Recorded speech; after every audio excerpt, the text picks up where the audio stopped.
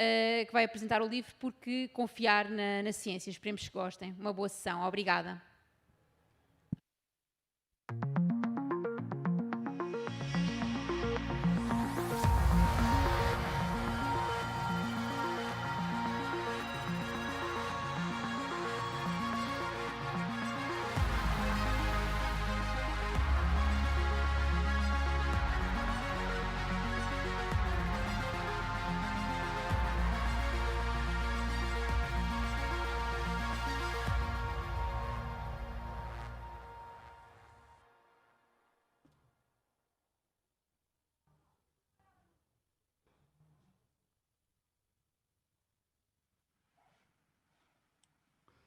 So, hello, welcome, Professor Naomi Oreskes.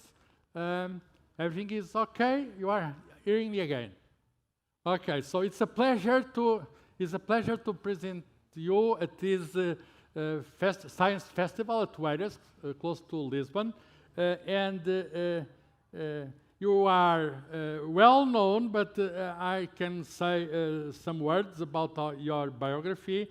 You are Professor of History of Science at the University of Harvard in Boston. You started your career in geology, but you specialize in history and philosophy of science.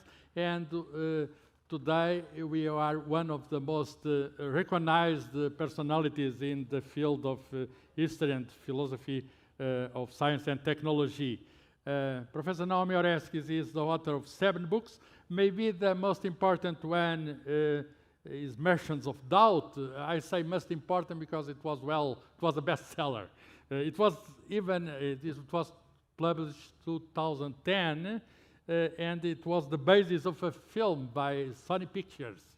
She collaborates with several journals and magazines, the New York Times, the Washington Post, Times of London. She is a columnist of Scientific American, last but not least, she wrote the introduction to an American edition of the encyclical letter of Pope Francis, Laudatio Si, which is a very important document about not only climate change, but also the economics of the world. So, having said that, I have in my hand the book, and the book is available at the bookshop next tent to this one. There is a bookshop with the book with a special prize for the launch. I recommend this book. Because the topic is very timely. Why trust science? In Portuguese, Porque Confiar na Ciência. Why trust science? This is a good translation by a well-known publisher, Gradiva in Portugal. It belongs to a collection with great names, you know, Feynman, Carl Sagan, and Stephen Jay Gould, and many others. And now we have this book. The book appeared, it's the result of a series of talks Professor Naomi Oreskes made at the University of Princeton. By the way, Princeton is very happy now. The people are very happy now because they got they are associated this year with 5 Nobel Prizes.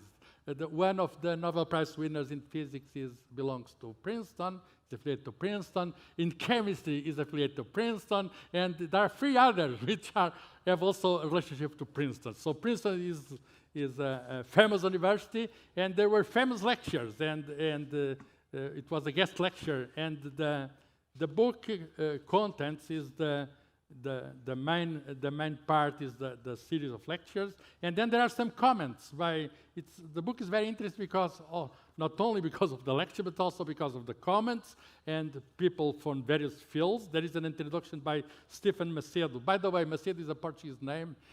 Maybe he has some Portuguese origin. Macedo is a Portuguese name, and there is finally a response to the comments. So I think that this is a very important book because now we have these denials of science, we have these problems with vaccination. In Portugal, it's not so bad as in other countries. So by now we have more than 85% of the population, they are all vaccinated, inoculated.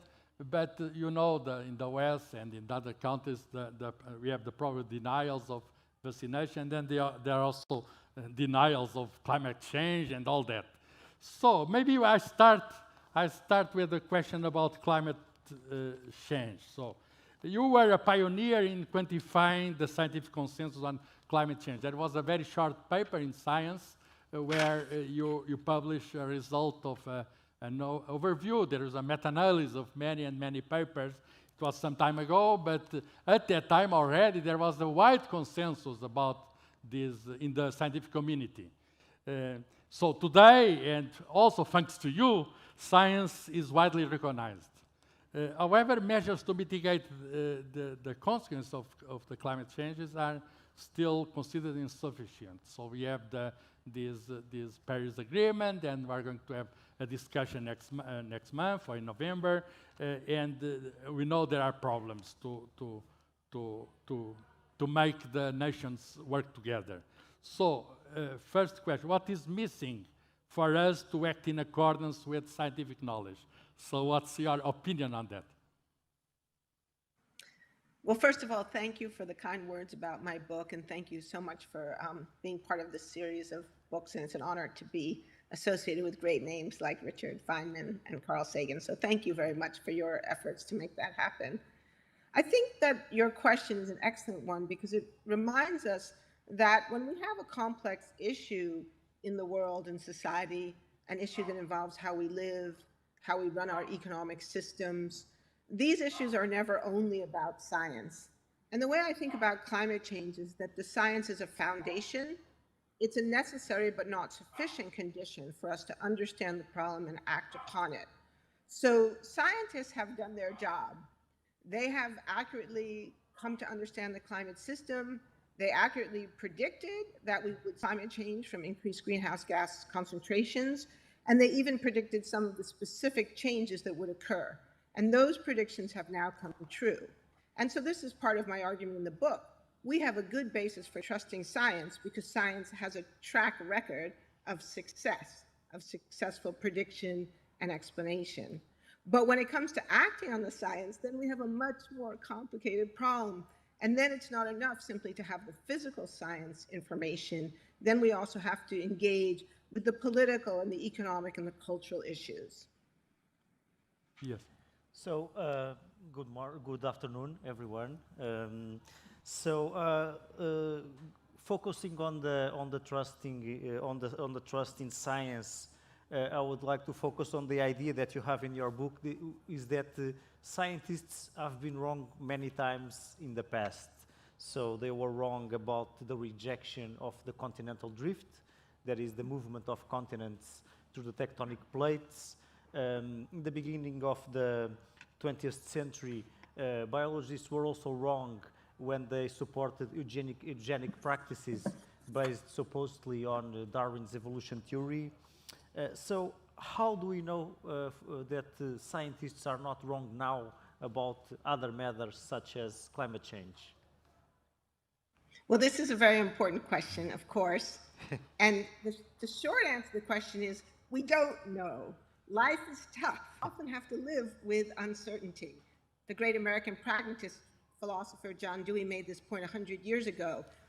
Living with uncertainty is the reality, it's the epistemic, and it's the emotional reality of life. That said, if we have to make decisions, then science often gives us a very good foundation for making those decisions. Now, how do we know that? Well, that's where the history of science comes in. So as a person who has defended climate science, I'm also often confronting people who will say to me, oh, but scientists are always getting things wrong. Why should we trust them? And this is a very ironic question to me, because as you pointed out, my first book, so shameless plug here, my first book was all about a debate in the early 20th century where we would say that scientists got it wrong, that a majority of American scientists concluded that the continents did not move, when today we would say that in fact they do. But as a historian, I view this as an opportunity. We can look in detail at these cases where scientists didn't get it right, and we can try to understand, well, what went wrong. And so in the case of Continental Drift, what I show is that actually scientists didn't have a consensus.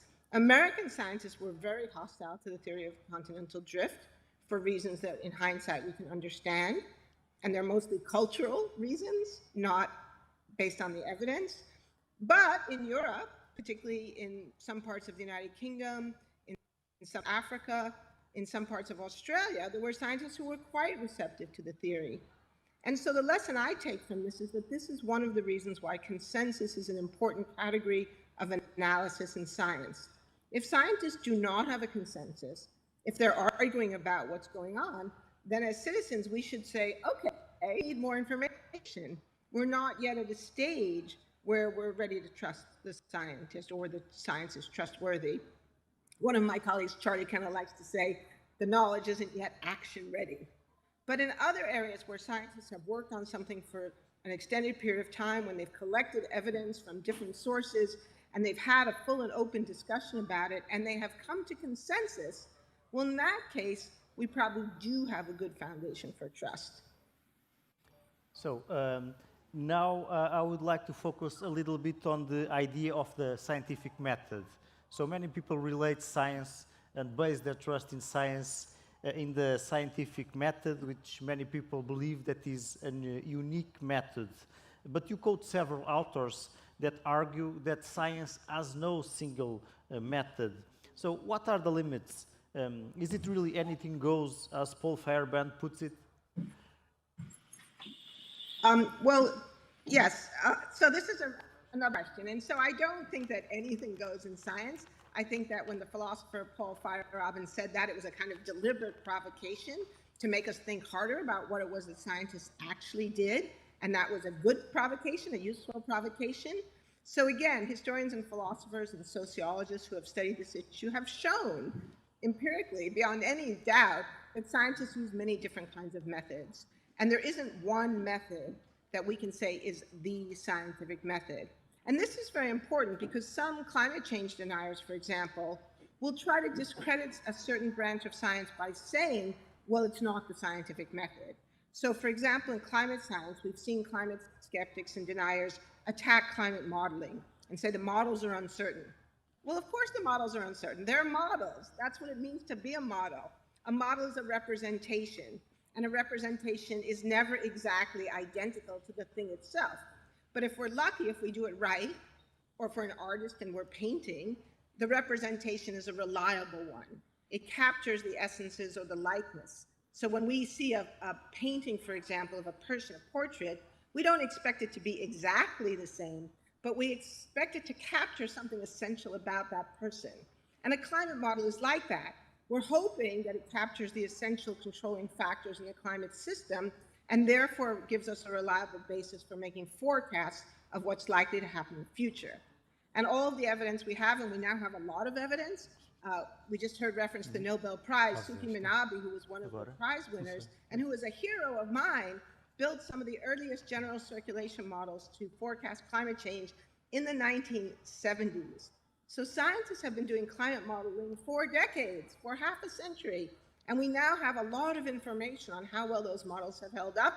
And what we see is that they hold up very, very well, actually surprisingly well, better than I would have predicted 30 years ago. So the fact that they don't do experiments is neither here nor there. It's not a legitimate basis for critique. It is one of the many methods that scientists bring to bear in the complex problem of understanding the natural world.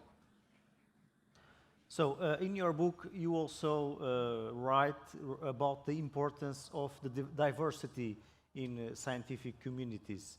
So you argue that scientific community that is more diverse in terms of gender or ethnic backgrounds will also have a more diverse range of scientific perspectives, and that will positively contribute to be a more objective scientific community.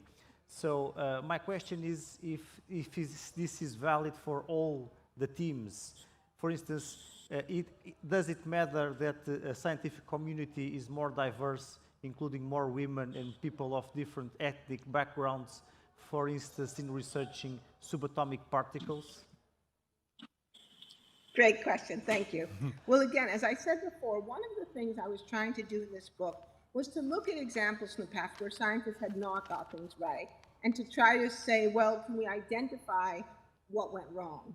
And so, as I was saying a few minutes ago, in the Continental Drift case, we clearly see that there actually was not a consensus. And so more work needed to be done to really tell what was going on.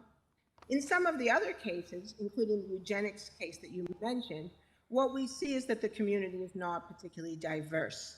That people, many people, not all, are looking at the problem from a very particular point of view. And in fact, if we dig into the eugenics story, we find out there actually were some dissenting voices.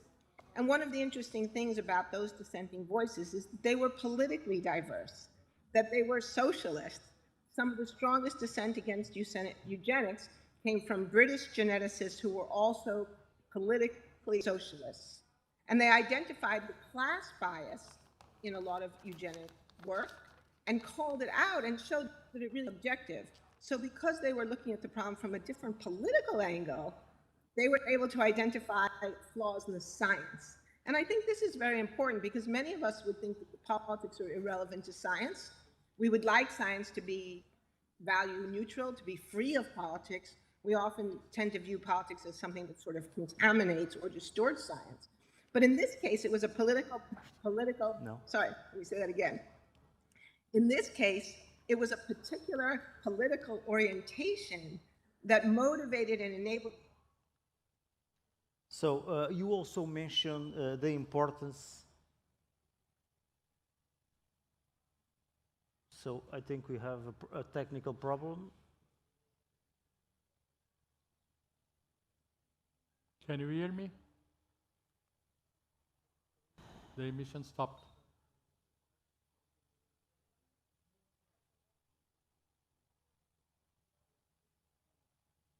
Salta esta e vai para esta. Ok. Acho melhor porque não se viu ainda. Okay. Hello? Hello? The emission was cut. What should we do?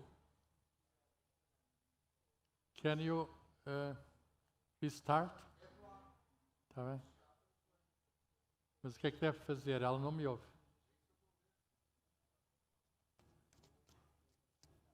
Ela estava a falar ainda. Quando...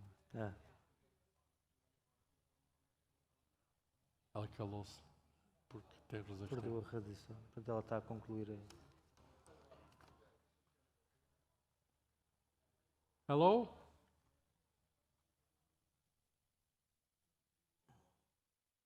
É reiniciar. Não, é dela. Se a ligação dela está má. Não, mas ela tem de fazer alguma coisa. Ou cai e volta. She's coming back. So there was a problem in the connection.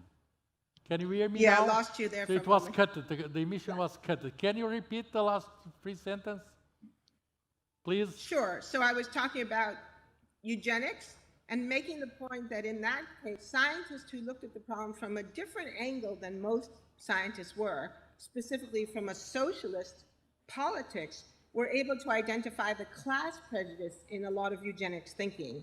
So even though we may think of politics as something that is contaminating or distorts science, in this case, political diversity helped to identify problems in the science and actually to call out a lack of objectivity in the science. And if I can just add a little bit more to it then, so we often think about objectivity as a characteristic of individuals. We think that science should work because the individuals are objective. But what I argue is that actually that's not how science works. It's nice if individuals are objective. It's a good thing for us to try to be objective as much as we can. But what's more important is that other people looking at the problem from different angles may highlight aspects of the problem that we didn't see. And so this becomes the centerpiece of the argument for diversity, that in a diverse community, we're less likely to make mistakes of bias because we're more likely that someone else can say, hey, Naomi, you left this out. Or, hey, David, you didn't think about this. Diversity of perspectives that helps to make science as objective as possible. So, related to this topic, you also write about the importance of scientists openly disclosing their values in order to build trust in science. But you argue that the objectivity of science does not depend on the objectivity of particular scientists. So why the values of individual scientists are of interest then? Well, I think this is partly a problem of trust and communication. So, as I said a moment ago, in a perfect world, we would all be objective. But we know that that's not actually possible. We know that people are subject to what the cognitive scientists call motivated reasoning, that we all tend to be more receptive to evidence that supports views we like and to be more resistant to views we don't like. And we all do this, whether we're politically liberal or conservative, men or women, from the global north or the global south. We all do this. So this is one reason why it's important to have diverse perspectives, so that we can look at problems from a diversity of angles. But in addition, part of how we judge evidence depends upon our values. So even though we might ideally like to think that it would be good if we could have a value-free science, the reality is that we are all judging data and evidence and theories in part based on our value system. And so I think from the point of view of public trust and honesty and transparency, it is appropriate for scientists to be clear about the values that motivate their research, if they can be, or to the extent that they can be. I also think that many scientists have felt that value infiltration is a bad thing, that they shouldn't talk about it, that they should try to eliminate it and be quiet about it and not there. But I think that's a mistake, because one of the things we know from social science research is that people are more likely to trust another person if they feel that that person shares their values. And I think that many scientists have much more in common with ordinary people than they think. So for example, almost everyone I know cares about their children. And almost all climate scientists I know are in part because they want to leave a world for their children that is as good as the one that they themselves inherited. And that's a value that we share with many, many people. They, on the face of it, have a different view of climate change than we do. So if you can talk about those positive motivating values, that can provide an opportunity for a human connection, which can then build bonds of trust. So, now it's my turn now. As I said, there are some comments to your lectures, and the first one is by historian of science Susan Lindy. She has written about the epistemology of frozen peas, and she calls attention to the problem of the relationship between science and technology. So frozen peas is technology. She notes that the same people who trust technology sometimes don't trust science. Although modern technology at least, is always based on science. And she argues that there was an intentional separation between science and technology. There is some kind of divorce, at least in public attention, in public reception. Should we now bring science and technology closer together in public perception? How do you see that? What can we do to communicate science and technology together? So Susan Lindy's argument has a couple of components to it. The first part of her argument is a critique of history and philosophy of science and technology as disciplines. So she points out that some years ago, history of science and technology split as academic disciplines, and particularly with historians of technology making a big point about how technology wasn't just applied science and how it actually had its own separate and distinct history. And that argument was historically valid in many ways. We know that there's an awful lot of history of technology that developed more or less independently from the history of science. So historians of technology weren't wrong to say that their field have some approaches that were different and distinct from the history of science, and not to view technology as merely applied science. So I think Susan is 100% correct about that, and I think historians of technology were mostly correct about that as well. The point she makes, and I agree with this as well, is that the split went too far. That the split was so severe that in some cases, historians of science and technology acted as if there was no relationship between science and technology, and there wasn't a lot of communication often between the historians of science and the historians of technology, even when those sciences and technology were interrelated. So partly this is a call for historians to reintegrate science and technology so that we can have a better understanding of what relationships are between science and technology simply as a matter of historical fact. And I would add to that also political history, because we know that governments have played a very, very large role in the development of many major technologies, and of course business and labor history, because most technologies, at least commercial technologies, wouldn't exist without businesses that commercialize them and without the labor that built these technologies. So history is a complicated field. But she also has an additional argument, which is about trust in science. And she suggests that people do generally trust technology. They use technology all the time. We're here right now on Zoom, trusting our computers, although we also just saw a minute ago that we can't always trust them. You know, we have lights, we have electricity, and most of us take that for granted. And so she argues that if we called a little bit more attention to these things like electricity and pointed out that, well, there's science behind electricity, and you accept your electricity, so don't you want to also accept the science behind that electricity? I think that this argument epistemologically a little problematic, because one of the things we know is that just because something works doesn't prove that our theory of it is true. And philosophers have spent a lot of time on this argument, and in my book I go into it in some more detail. We can have electricity. We can know that electricity exists, and we use it to power our devices, but it might still be the case that our theories of electricity are not correct or incomplete. And we have many, many examples in the history of science.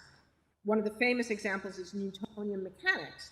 We can use Newtonian mechanics to do many, many things because it works for many of our purposes, even though after Einstein and after the development of theory of relativity, we would say that fundamentally, Newtonian mechanics is not actually correct. It's not actually a correct description of time and space, but it still works. And so using the working of technology as proof of the truth of science is not actually valid epistemologically. Now, there's a second, which is, well, even if it is or isn't valid epistemologically, would it work? Would people trust science more if they knew more about the relationships between science and technology? Well, that's an empirical question. In order to find out if that's correct, we would have to do more research. But personally, I would be a little uncomfortable with trying to build bonds of trust based on an argument that I know in my heart isn't really true epistemologically. So I want to ask you about the problem of scientific fraud. So how do you see the problem of scientific fraud? Do you think that fraud levels, scientific fraud levels can become so high that science becomes unreliable? Well, again, this is a very difficult question because it's essentially an empirical question. Does discussion of fraud, or does the level of fraud in science contribute to distrust of science? That's a question that social scientists could answer. I don't know of any good work on that topic, so if anyone out there is working on it, please email me and send me your papers. In my opinion, there's a huge amount of loose talk about fraud. A lot of people assert that there's a crisis in science, that there's huge levels of fraud, but when you actually examine those claims, they almost never have reliable data in them. And to the extent that we have data, those data do not support the claim that fraud in science is widespread. And they certainly don't support the claim that fraud in science is any more widespread than fraud in banking or journalism or areas of life. So this relates to another argument I make about humanizing science. I think if we put science up on a pedestal, and if we act as if scientists are demigods, then we're setting ourselves up for a fall. Because scientists are humans, and they make the same kinds of mistakes that regular humans make. They get egotistical, they get competitive, they may rush, they may commit fraud. And all of those things are normal and to be expected. So to me, the important thing is not to ask, is there fraud in science? The important thing to ask is, do we have mechanisms for identifying fraud if it happens, and then disciplining the people involved? And I think the answer to the second question is not clear. I think we have some mechanisms, but maybe those mechanisms aren't robust enough. And I do think the scientific community should take on that question with a bit more intellectual clarity, because I think if we could say with confidence that we do have mechanisms for identifying it, and we do have mechanisms for punishing the perpetrators, I do think that is likely to contribute to a greater sense of confidence on the part of the public. Okay, thank you. Let's come back to the problem of climatic change, because everyone is at least a little alarmed with that. In a recent study published by Nature, a large survey of 10,000 young people in 10 countries, over 60% of them, of young people, said that they felt sad, afraid, and anxious, and angry about climate change. So it's the problem of the next generation. Are young people being victims of too alarmistic communication? How do you classify the kind of communication we are doing now about climate change? I don't think that young people are victims of too alarmist language. I think they're victims of the inaction of their elders. So I think that young people are right to be sad. We've already seen big losses in terms of biodiversity, habitat. We're seeing financial losses that their generation will be picking up the bill for. So I think they're right to be sad. I think they're right to be afraid, because we're already seeing that people around the globe are being hurt by climate change. A recent study suggested 85% of people around the globe are already now being affected. And I also think they're right to be angry. And I'd like to emphasize the last point, because I was raised to believe that anger is a bad emotion, and I work at a university where it's almost taboo to get angry. And if you get angry, people will say, you know, calm down or no one will listen to you. And when the students got angry at my university a few years ago, the president of the university literally said he would not speak to them, you know, if they raised their voices. Well, I think there are times when we have a right to be angry, when the facts logically lead us to be angry. And I think that to tell people that they don't have a right to be angry about things that are in fact really problematic is very disempowering. So my message to young people is, be angry. You have a right to be angry. This is something to be angry about. Your elders have known for 30 years that climate change was happening, and they let it happen. And many of them are still, even today, defending the industry that is making this problem worse by the day. So you have a right to be angry, but the big but is then the but then is the challenge of channeling that anger into productive action. So, I work with a group of athletes, and one of our slogans is channeling our passion into purpose. Yes. So I think anger can be a useful, motivating emotion to be channeled into meaningful action. And that's what I would encourage all young people. Yes, to it's a good message. How they A good message. How do you see the phenomenon of Greta Thunberg? So there are scientists with different opinions on that. What's your opinion? What's your feeling about what she is doing? I think she's amazing. I think she's like the Gandhi of our era. And I think, you know, it's interesting. Gandhi was a very small man. Greta is a very small woman. Yes. And there is something about tremendous power when small people show inner strength and fortitude and courage. And I think she's been a huge inspiration to people around the globe. And I think anyone who doesn't see that is just missing something profoundly important. So I think wherever we see young people standing up and speaking up, we as elders need to do everything we can to support and empower them. Okay. So finally, I want to ask you about your thoughts about postmodern theories.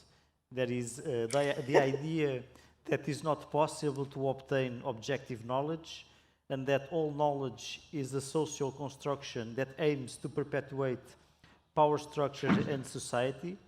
Some postmodern authors regard mathematics and literacy as tools of colonial oppression.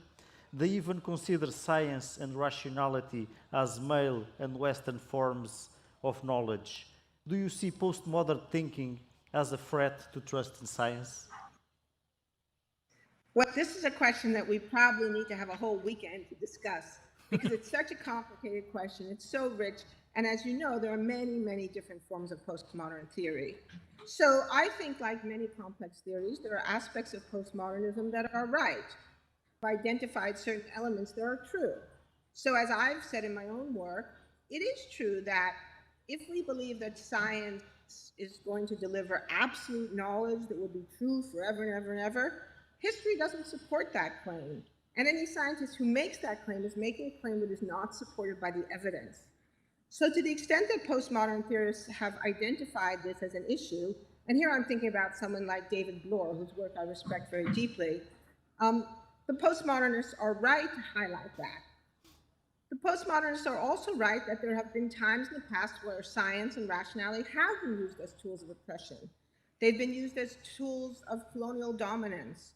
They've been used as tools of patriarchy and sexism and racism and to justify slavery. These are all historical realities. And we don't do science any good, in my opinion, by denying those facts, by denying the realities. I don't want to build a theory of science based on falsehoods. I want to build a theory of science based on the truth. That said, if we were to reduce this to saying that science is only that, then I think that would be untrue as well. So the way I view postmodernism is I want to embrace the ways in which postmodernism has empowered us to identify real issues in the history of science and in its current practices, but that doesn't mean we throw out the baby with the bath. I make mistakes, you make mistakes. I still think my work is good. Scientists have made mistakes too. I still think that science overall as an enterprise has been very powerful and very helpful in helping us understand the natural world, developing medicines, improving the human condition. Okay, now our time is over, and I thank you very much for this interview. The book is available. The book is here. Again, I recommend strongly the book. You have heard something about the book, but there is much more if you read that and discuss that. The problem of trust in science is a very important problem, and this is not only academic problem. It's a problem which belongs to our quotidian life, our daily life. So we have in our daily life, in our society, in politics, we are confronted now with this problem, and this problem is very well discussed in this book, which is now available in Portuguese. An essential book to understand what is science nowadays. I know that Professor Naomi already has another book about oceanography. Maybe we can think about some other Portuguese editions, but for now we have Why Trust in Science in Portuguese is available. So I thank very much Professor Naomi Oreskes for this interview, and I thank all the people who are in this room for being with us. Thank you. Thank you. Thank you. It's been a pleasure. Maybe you are hearing the applause in the room. Yes, I can hear the applause. Thank you. The cameras cannot show it because the cameras are on the screen. Thank you very much. If you need something from this, if you come to Portugal, please tell us. If you find an opportunity, because. I can do that. Okay, thank you very much. Take care. Bye. Bye, goodbye.